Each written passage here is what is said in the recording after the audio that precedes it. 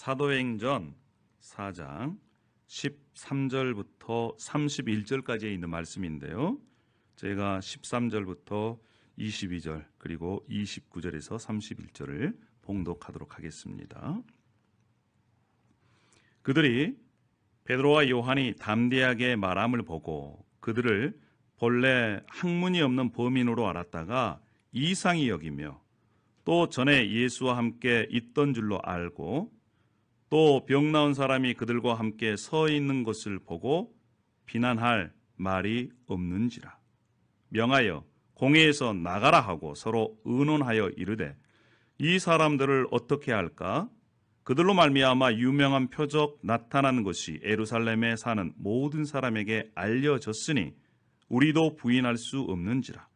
이것이 민간에 더 퍼지지 못하게 그들을 위협하여 이후에는 이 이름으로 아무에게도 말하지 말게 하자 하고 그들을 불러 경고하고 도무지 예수의 이름으로 말하지도 말고 가르치지도 말라 하니 베드로와 요한이 대답하여 이르되 하나님 앞에서 너희의 말을 듣는 것이 하나님의 말씀을 듣는 것보다 옳은가 판단하라. 우리는 보고 들은 것을 말하지 아니할 수 없다 하니 관리들이 백성들 때문에 그들을 어떻게 처벌할지 방법을 찾지 못하고 다시 위협하여 놓아주었으니 이는 모든 사람이 그 된 일을 보고 하나님께 영광을 돌림이라. 이 표적으로 병 나은 사람은 40여세나 되었더라. 29절입니다.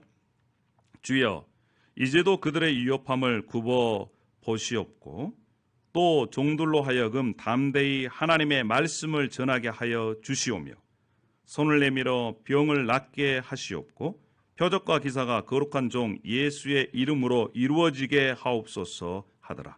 빌기를 다하매 모든 곳이 진동하더니 무리가 다 성령이 충만하여 담대히 하나님의 말씀을 전하니라. 아멘. 이것은 살아있는 하나님의 말씀입니다. 할렐루야.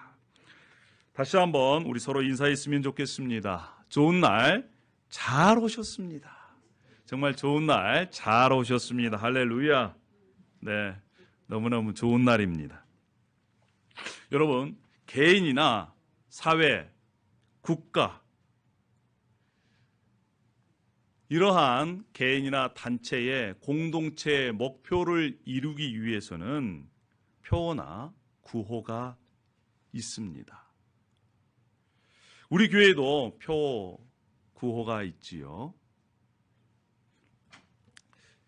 자, 우리 교회 표와 구호를 한번 볼까요? 옆에 한번 봐주십시오. 십자가를 지고 사랑으로 섬기는 교회. 만나고 싶은 성도들이 함께 모여 다니고 싶은 교회를 이루는 링컨 비전 교회. 우리 한번 다 같이 읽어보겠습니다. 십자가를 지고 시작. 십자가를 지고 사랑으로 섬기는 교회. 만나고 싶은 성도들이 함께 모여 다니고 싶은 교회를 이루는 링컨 비전 교회. 할렐루야. 이것이 바로 우리가 꿈꾸는 그러한 교회의 모습입니다. 우리 중에는 군대에 다녀오신 분들이 있을 겁니다.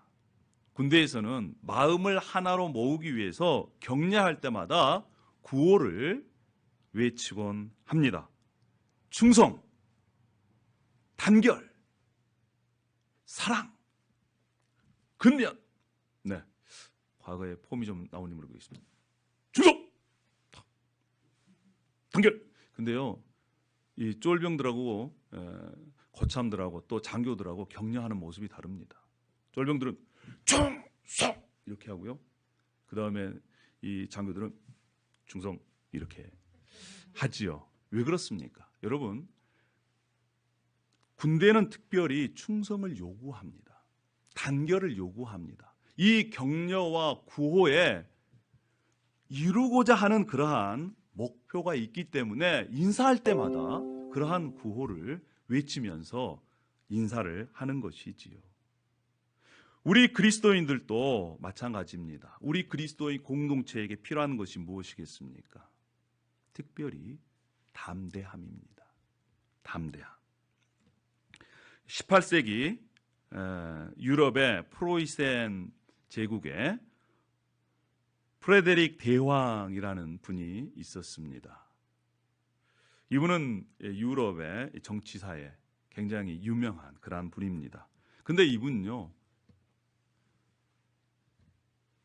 아주 예수님을 비난하고 교회를 비웃는 무신론자였습니다. 아주 비꼬는 말도 많이 했고요. 공개적으로 예수님을 또 교회를 이렇게 비난한 사람이에요. 근데 그에게는 어떤 사람이 있었냐면 충성스러운 신하가 있었습니다. 이름은 번질랜드라는 아주 성실한 크리스찬이었습니다. 하루는 한 자리에 신하들을 모읍니다. 귀족들이 함께 모이는 그러한 잔치자리였습니다. 그때에 이 프리드릭 대왕이 예수님을 비웃는 천한 이러한 야유를 시작합니다. 왕이 그러한 비웃는 얘기를 하니까 옆에 있는 신하들도 따라하는 거예요. 분위기가 어떻게 됐습니까? 예수님을 비난하고 비웃고 야유하고 그러한 장면을 충성스러운 크리스찬인 이 번질랜드 장군이 봅니다. 그리고 그 자리에서 벌떡 일어나요.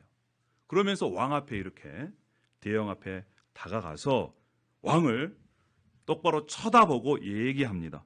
대왕폐하, 대왕께서는 제가 죽음을 두려워하지 않는다는 것을 잘 아십니다. 그래서 저는 전쟁터에서 대왕을 위하여 38번이나 싸워서 이긴 것입니다. 저는 이제 나이가 많은 늙은 사람이 되었습니다. 이제 저는 머지않아 지금 대왕이 비웃고 비웃으시는 나의 구주 예수 그리스도를 만나 뵈러 가게 됩니다. 저는 예수 그리스도가 대왕보다 더 위대한 분이라는 것을 알고 있습니다. 폐하, 저는 이만 물러갑니다. 여러분 분위기를 한번 생각해 보세요. 대왕 앞에서 신하가 이렇게 대왕을 쳐다보면서 똑바로 이런 얘기를 했다고 생각해 보세요. 분위기가 완전히 싸해졌습니다. 이제 큰일 났다. 대왕의 입에서는 저 망측한 번질랜드 장군을 참수해라 이러한 이 목소리를 기대했었는데 대왕이 이렇게 얘기를 합니다. 떨리는 목소리로 번질랜드 장군, 내가 잘못했어. 나를 용서하시오. 여러분, 이러한 용기가 어디서 나왔을까요? 황제 앞에서 예수 그리스도를 비난한 그 황제를 향해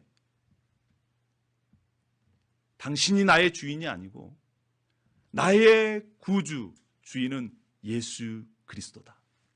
나는 나이가 많아. 곧 있으면 죽는데 나는 그분을 만나러 간다.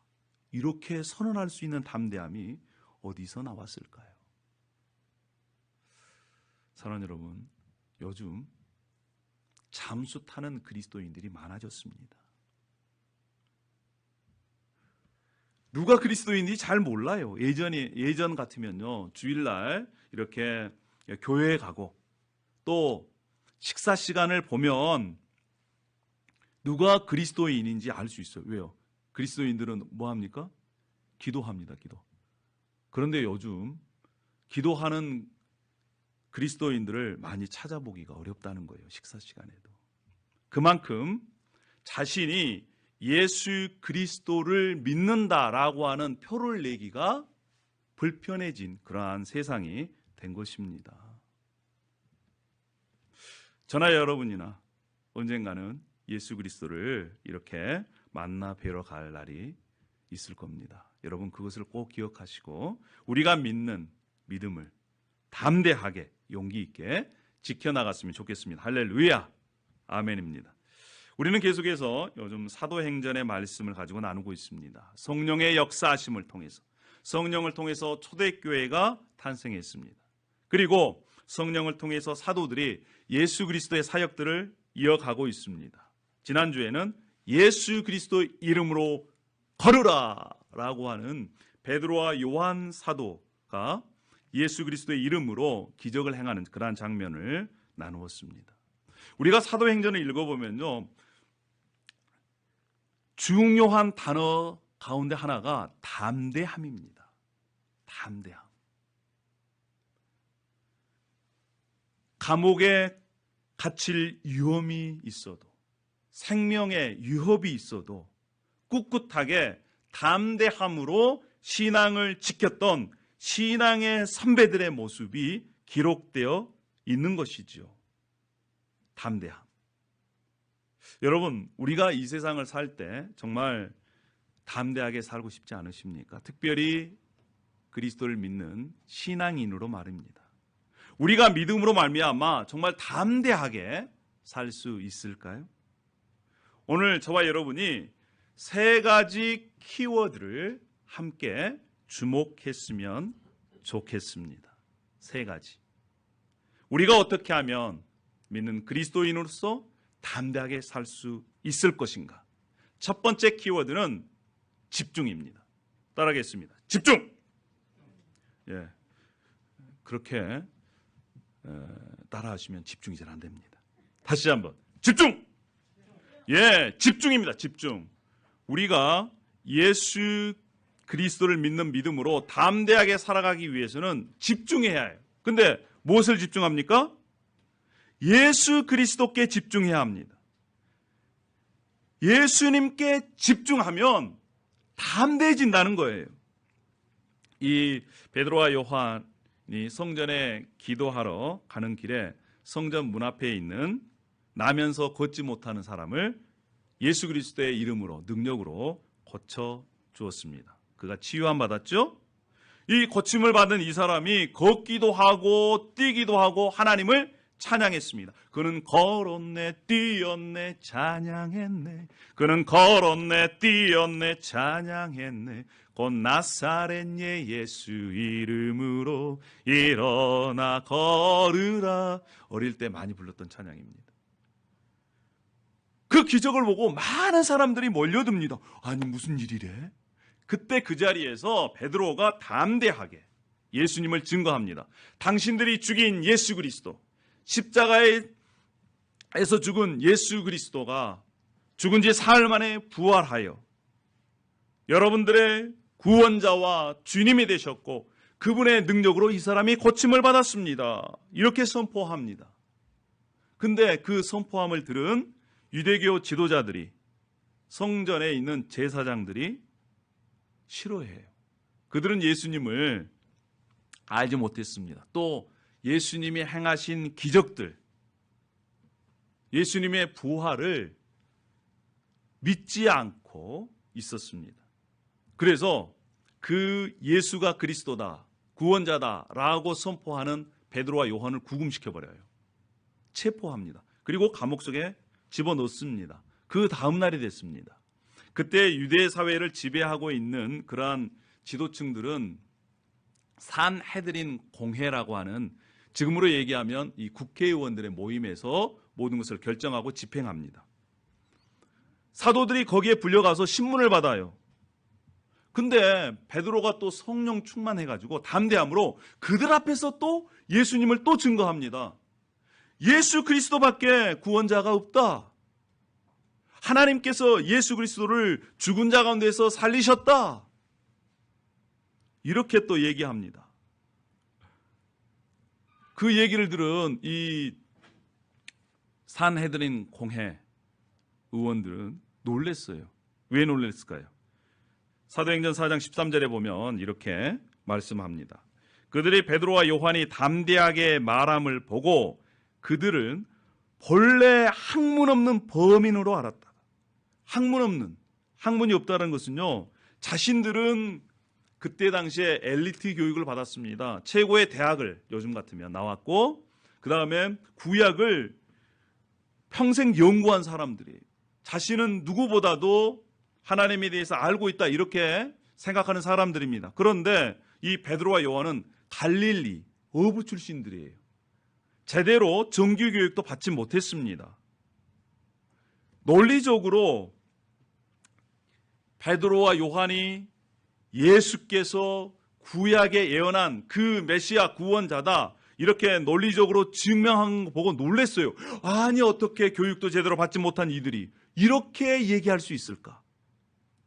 초등학교도 가지 못한 그런 사람이 요즘 같으면 물리학 강의를 하고 있는 거예요. 놀라지 않을 수 있겠습니까? 뿐만 아니라 지금 그들 옆에 있는 누가 있느냐? 예수 그리스도의 능력으로 치유함을 받은 증거가 옆에 있거든요. 그러니까요, 이 유대 지도자들은 그 앞에 모여있는 군중들을 두려워합니다. 베드로와 요한을 더 이상 구금할 수 있는, 붙잡아둘 수 있는 그런 명분도 없었고 또 반박할 수 있는 그런 논리도 없었어요. 사자성어로 유구무원. 입이 있어도 할 말이 없어요. 말할 수가 없었습니다. 이 유대 지도자들이요, 군중들을 두려워했어요. 여러분, 대부분의 사람들은 사람을 의식합니다. 그래서 사람의 마음에 들려고 그렇게 노력을 해요. 하나님 마음에 드는 것보다.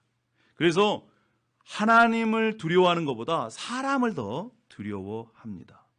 여러분, 세상에서 제일 무서운 것이 무엇입니까? 옛날에 어른들이 그랬어요. 세상에 제일 무서운 것이 사람이라고. 이 짐승도 아니고 호랑이도 아니고 사자도 아니고 이 세상에 제일 무서운 것이 사람이다. 유대 지도자들이 사람을 두려워합니다. 그러니까 요한과 베드로를 구금할 수 없어요. 내주려고 그래요. 근데 그냥 풀어줄 수 없으니까 이렇게 얘기를 합니다. 18절에, 4장 18절에 이렇게 얘기를 해요. 그들을 불러 경고하여 도무지 예수의 이름으로 말하지도 말고 가르치지도 말라. 예수의 이름으로, 정말 예수 이름 얘기하지 말아라. 그리고 예수가 구원자다, 그렇게 가르치지도 말아라. 경고합니다. 유협합니다. 여기서 경고하고 유협한다는 것은요, 생명의 유협을 느낄 정도로 그렇게 살기 등등해서 얘기했다는 거예요.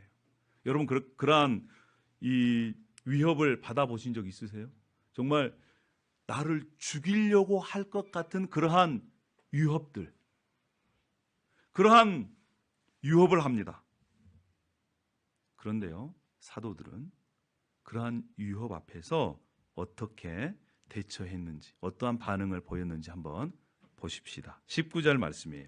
베드로와 요한이 대답하여 이르되 하나님 앞에서 너희의 말을 듣는 것이 하나님의 말씀을 듣는 것보다 옳은가 판단하라. 이 얘기는 무슨 얘기입니까? 이 당신들 말 듣는 것보다 나는 하나님의 말을 듣겠습니다. 그러한 얘기예요. 예수 그리스도의 능력으로 나면서부터 걷지 못한 사람이 치유함을 받았습니다. 이것은 무엇입니까? 예수님만이 사람의 생명을 회복시킬 수 있는 구원자다라고 하는 증표란 말이죠. 이들은요, 예수님과 함께 3년에서 3년 반 동안 예수님이 행하신 기적들, 말들을 보고 들었습니다. 함께 살았어요. 그래서 예수님이 누구신지 잘 알고 있었습니다.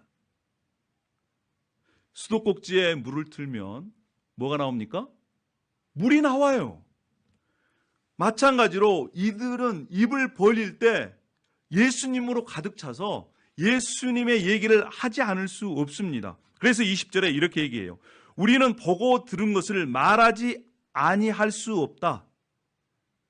말하지 아니할 수 없다. We can't help speaking. 불가능하다는 거예요. 뭐가요? 예수님을 얘기하지 않는 것이 불가능하다는 거예요. 여러분 어떻습니까? 뭐가 불가능합니까? 예수님에 대해서 얘기하는 것이 불가능합니까? 사람을 두려워하지 않는 것이 불가능합니까?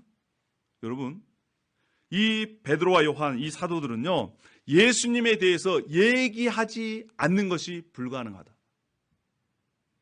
사람을 두려워하는 것보다 하나님을 두려워하지 않는 것이 불가능하다는 거예요. 그러니까 하나님을 두려워할 수밖에 없다.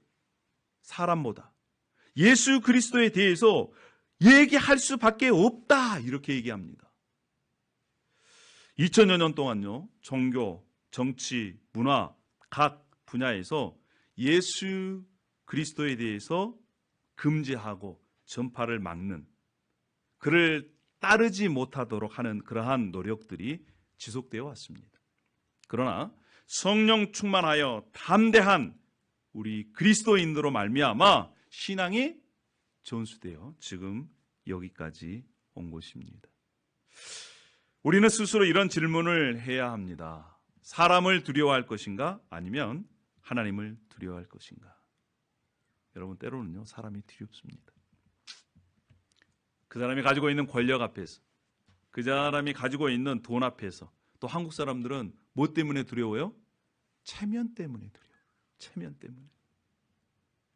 그런데요, 인간은 호흡이 끊어지면 어디로 돌아갑니까? 흙으로 돌아가는 존재입니다.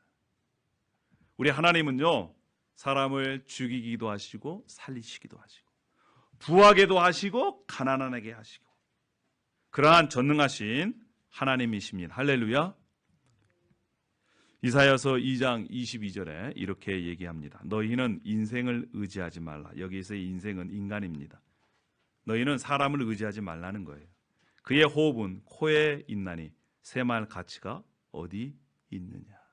사람의 호흡이 끊어지면 그 사람은 흙으로 돌아갈 존재라는 것입니다. 사랑하는 여러분, 우리가 하나님의 자녀라면 당연히 사람보다 하나님을 두려워해야 합니다. 그런데 이러한 생명의 유혹을 느낄 만큼 그러한 유혹 앞에서 때로는요, 이 유혹 앞에서 무너질 때가 있어요. 자유스럽게 예배할 수 있는 장소가 있고 시간이 있고 건강이 있음에도 불구하고 사람들 눈치 때문에 자신의 신앙을 포기하는 경우가 얼마나 많이 있습니까? 그래서 예수님께서 이렇게 경고하셨습니다. 누가복음 12장 8절에 내가 또한 너희에게 말하노니 누구든지 사람 앞에서 나를 시인하면 인자도 하나님의 사자들 앞에서 그를 시인할 것이요 그랬어요. 사람들 앞에서 저는 예수님을 믿습니다 라고 시인을 하면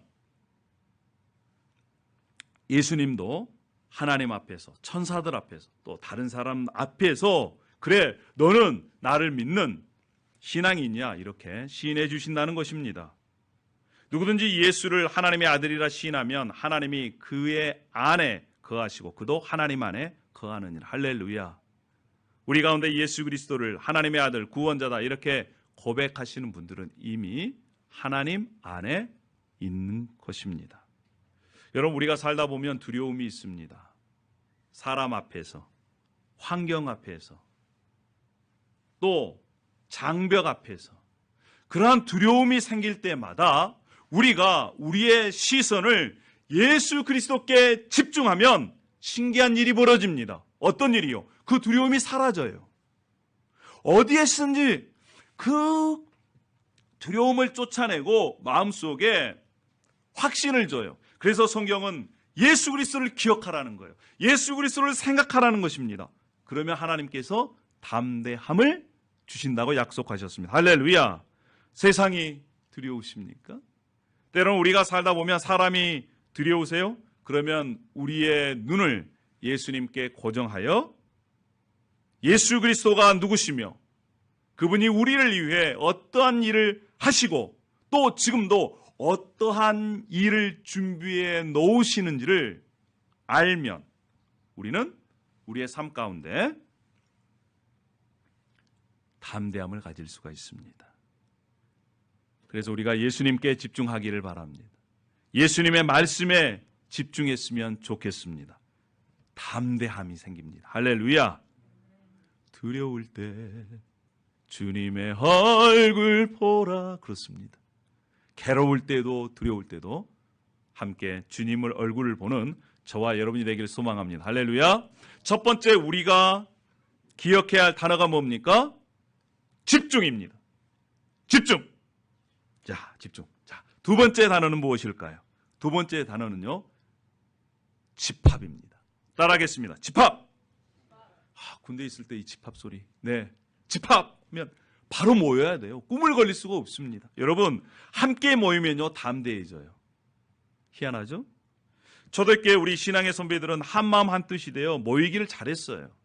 이 베드로, 요한이 산헤드린 공회에서 풀려나서 가는 곳이 어디냐? 모여있는 곳이었습니다.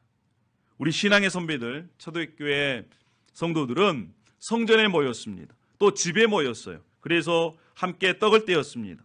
함께 모여 성령님께서 오시는 성령 강림을 목격했습니다. 함께 모여 예배하고 함께 모여 찬양했습니다. 또 함께 모여 격려했어요.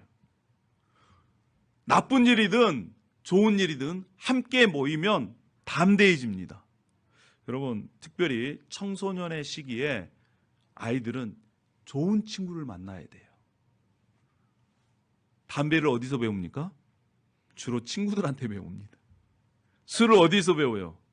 주로 친구들한테 배워요. 나쁜 것은요, 주로 친구들한테 배워요. 그래서 청소년의 시기에 친구를 잘 만나야 됩니다. 함께 그 또래가 뭉치면 힘이 생겨요. 서스름 없이 이렇게 나쁜 일도 하게 됩니다.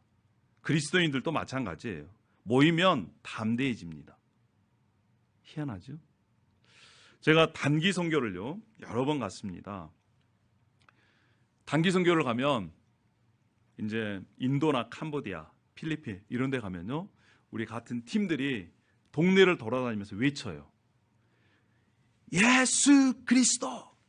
여러분, 2002년에 우리가 함께 했던 이 구호 있지 않습니까?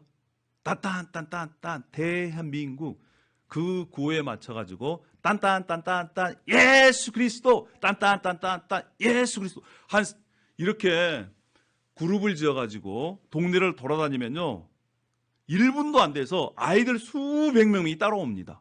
그러면서 그 아이들도 따라해요. 무슨 말인지도 모르면서. 딴딴딴딴딴 예수 그리스도.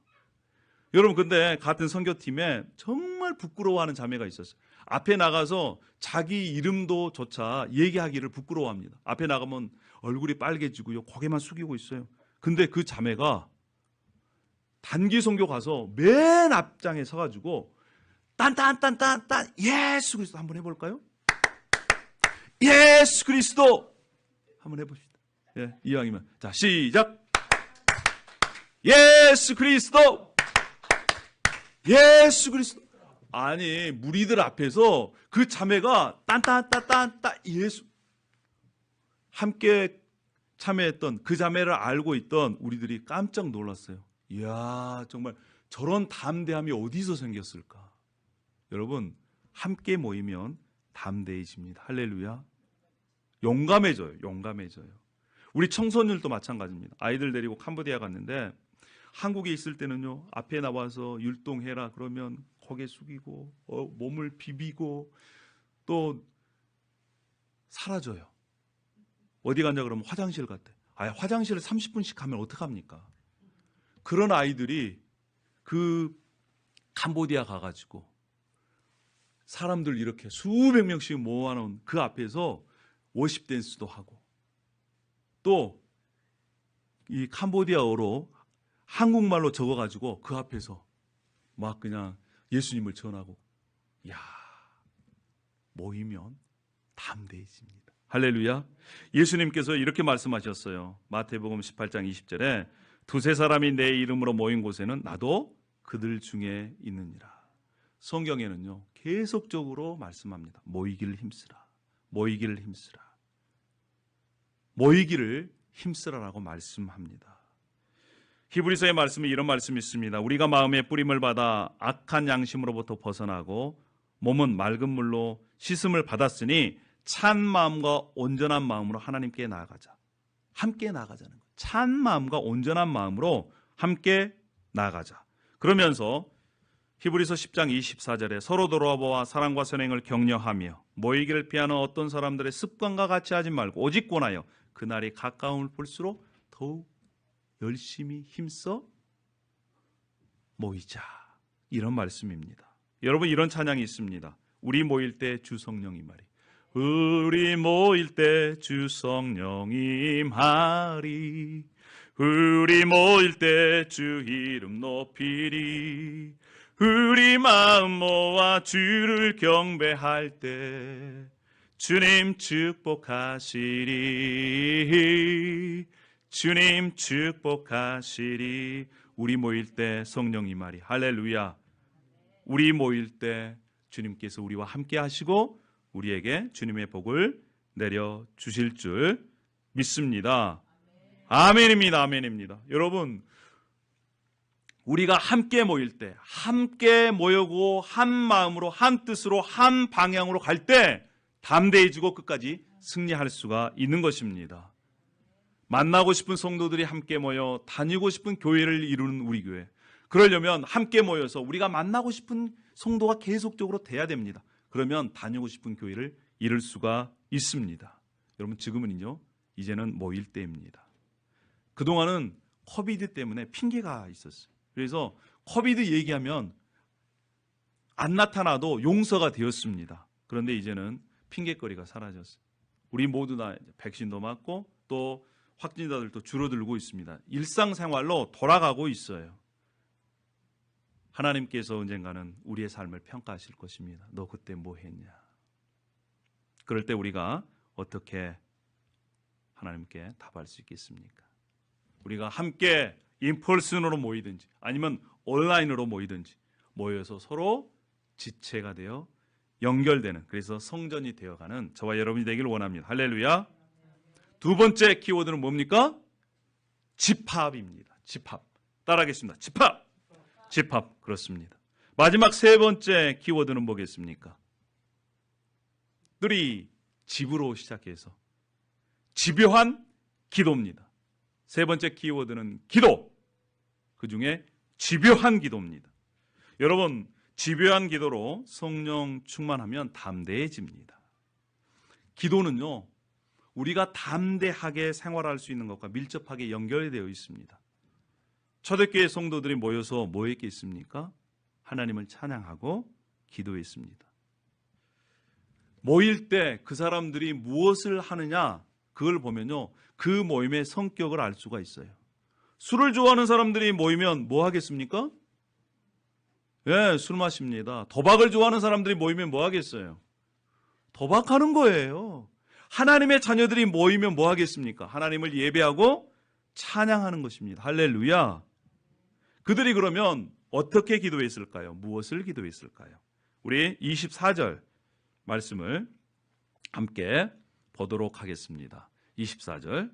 그들이 듣고 한 마음으로 하나님께 소리 높여 이르되 대주제여 천지와 바다와 그 만물 그 가운데 만물을 지으신 이시오. 이거는 지금 기도하는 것입니다. 기도했는데 먼저 하나님께 고백하는 거예요. 하나님을 누구시라고? 이 천지 만물을 지으신 분이시라고. 여러분, 우리가 기도를 제대로 할 수 있으려면 하나님이 누구신가를 제대로 알아야 됩니다. 하나님이 누구신가를 제대로 모를 때는 기도를 제대로 할 수가 없습니다. 그래서 우리가 말씀을 통해서 계속적으로 하나님을 알아가야 돼요. 알아가면 알아갈수록 더 기도가 깊어집니다. 첫 번째는 그들은 하나님을 찬양했습니다. 하나님이 이런 분이십니다. 이렇게 찬양했습니다. 28절 말씀을 우리가 함께 보도록 하십시다. 28절에는 이렇게 고백합니다. 하나님의 권능과 뜻대로 이루려고 예정하신 그것을 행하려고 이 성에 모였나이다. 이 말씀은 무슨 말씀이냐면 그들이 모인 이유가 무엇인지를 그들은 분명하게 알았습니다. 왜 우리가 모였는가? 그것은 하나님의 계획과 뜻을 그 교회 공동체를 통해서 이루어 드리려고 모인 것입니다. 그래서 우리가 이렇게 고백해야 돼요. 하나님, 저를 불러주시고 우리 교회 공동체를 불러주셨는데 그 부르심에 따라 우리가 하나님의 도구로 살아갈 수 있게 인도해 주십시오. 이러한 기도가 우리에게 필요합니다. 또 29절 말씀 우리 다 함께 한번 읽어보십시다. 29절은 자 시작. 주여 이제도 그들의 위협함을 굽어 보시옵고 또 종들로 하여금 담대히 하나님의 말씀을 전하게 하여 주시오며 그들은 또 자신의 부르심 뜻대로 살아가길 원했고 특별히 그때부터 이제 교회가 위협을 받고 핍박을 받기 시작했습니다. 그래서 교회 공동체가 유혹으로부터 보호해달라고 하나님께 그렇게 기도했습니다. 여러분, 지금 세계 각처에서는 예수 그리스도를 믿는 것 때문에 목숨을 잃고 경제적으로 어려움을 당하는 그러한 사람들이 많이 있습니다. 중동 국가가 그렇고요, 아프리카 그렇고 또 북한도 그렇습니다. 우리가 우리의 위협을 방지하기 위해서도 기도해야 되지만 예수 그리스도를 믿는 다른 나라 우리 지체들을 위해서도 기도해야 할 이유가 여기에 있습니다. 위험으로부터 구원해 주십시오. 또 종들로 하여금 담대히 하나님의 말씀을 전하게 하여 주시옵소서. 담대하게 하나님의 말씀을 전하게 해 주십시오. 이렇게 그들도 기도했습니다. 뿐만 아니라 30절 말씀 우리 다 함께 읽어보겠습니다. 30절 자 시작. 손을 내밀어 병을 낫게 하시옵고 표적과 기사가 거룩한 종 예수의 이름으로 이루어지게 하옵소서. 그렇습니다. 손을 내밀어 병이 낫게 하십시오. 예수 그리스도의 이름으로. 여러분, 지금도 치유의 기적은 일어납니다. 저도 기도하는 가운데 이것을 치유의 은사를 달라고 계속해서 기도합니다. 손을 얹은 즉 기도했을 때 아픈 사람들이 낫는, 그래서 예수의 능력이 드러나는 그것을 위해서 우리가 함께 기도해야 될 줄로 믿습니다. 할렐루야. 그들이 진심으로 열심으로 지배하게 기도했을 때 성령 충만함을 받아서 담대하게 하나님의 말씀을 전했습니다. 여러분, 우리가 담대하게 살려면 담대한 기도가 필요합니다. 기도의 분량이 채워져야 하는 것이지요. 기도 한 사람만이 하나님의 능력을 경험할 수가 있습니다. 이것은 영적인 신비입니다. 우리는 매일 아까도 말씀드렸지만 새벽마다 말씀을 보고 찬양하고 기도하고 있습니다. 또 우리 성도 지체들 한 사람 한 사람 위해서 기도하고 있습니다. 여러분들도 이러한 하나님의 은혜를, 기적을 경험하기를 원합니다. 할렐루야. 기도함으로 담대해져서 예수 그리스도를 이웃과 나누었을 때 듣지 못한 자가 듣고 눈먼 자가 눈을 뜨고 앉은 사람이 일어나고 불만과 불평과 또한 실패해 있는 인생이 일어나는 그러한 기적의 역사가 일어날 줄로 믿습니다. 할렐루야. 2000년 전이나 지금이나 예수 그리스도를 믿는 사람에게 영적인 그러한 저항들이 있다는 것을 여러분 꼭 기억해 주십시오. 사랑하는 여러분, 우리가 이왕 신앙생활을 하려면 신앙생활 하는 둥 마는 둥 그렇게 사는 것이 아니라 잘하고 싶지 않습니까? 정말 예수 그리스도께서 주시는 그러한 능력으로 담대하게 세상을 향해서 주눅들지 않고 장애물 앞에 두려워하지 않고 예수님 믿습니다. 그렇습니다. 함께하여 주실 줄 믿고 나아갑니다. 이렇게 담대하고 멋진 그러한 신앙생활을 하고 싶지 않습니까? 뿐만 아니라 우리의 인생이 다 끝났을 때 주님 앞에 섰을 때 주님의 칭찬을 듣고 싶지 않습니까? 그러면 오늘 함께 나눈 세 가지 키워드를 기억하십시오. 첫 번째가 뭡니까? 할렐루야. 첫 번째 집중입니다. 집중. 따라하겠습니다. 집중. 집중. 두 번째 키워드는 뭡니까? 집합입니다. 집합. 세 번째는 집요한 기도. 이 세 가지의 키워드를 기억하시고 우리가 하루하루 살아갔으면 좋겠습니다. 할렐루야. 기도하겠습니다. 이 세상 천지 만물을 지으신 아버지 하나님 감사합니다. 특별히 오늘 이 말씀을 통해서 하나님을 하나님의 자녀가 되어 예수 그리스도를 믿고 살아갈 수 있는 은혜를 베풀어 주셔서 감사합니다. 특별히 우리 개인 한 사람 한 사람과 우리 교회 공동체를 통해서 하나님의 뜻하신 바가 이루어지기를 소망합니다. 아버지 하나님, 우리가 예수 그리스도를 닮은 예수 그리스도의 제자가 되어 정말 이 세상을 향해 담대하게 살아가고 싶습니다. 때로는 예수를 믿는 사람들을 비난하고 비웃고 또 위협하고 유혹하는 현실 속에서 우리를 하나님께서 보호하여 주시고 또한 담대하게 예수 그리스도를 나눌 수 있는 하나님의 축복의 통로로 살아갈 수 있도록 인도하여 주시옵소서. 특별히 우리 교회가 그런 교회가 되고 싶습니다. 십자가를 지고 사랑으로 섬기는 교회, 만나고 싶은 성도들로 변화되어 다니고 싶은 교회를 이루는, 그래서 이 링컨 지역에, 네브라스카 지역에 또 세계까지 하나님의 은혜와 사랑을 나눌 수 있는 그러한 하나님의 집이요 도구가 되게 하여 주시옵소서. 감사와 찬양을 올려드립니다. 예수님의 이름으로 기도 올려옵나이다. 아멘.